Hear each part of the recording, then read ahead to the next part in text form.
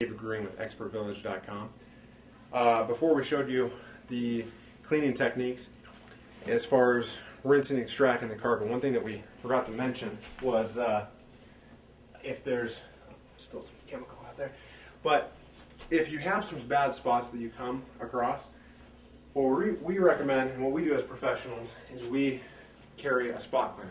This is a stronger product than our pre-treatment, our pre-spray that we initially sprayed.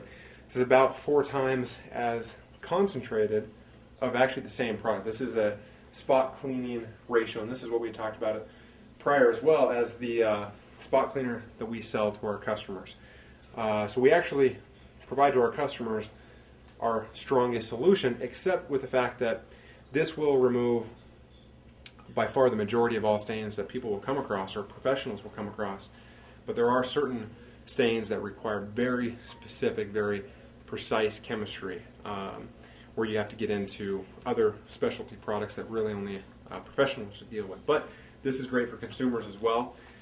So when we're cleaning, if we are doing our normal rinsing, extracting, and we come across a bad spot, we'll have this on our belt, as well as some different tools to scrub the carpet. Dropping stuff out there. Do you have the gum getter in there? A brush? Okay, he came unprepared, but normally we have a brush as well. This is a tool for removing gum and other things. You can use this on normal carpet, but as well as we normally have a spotting brush. But this will work.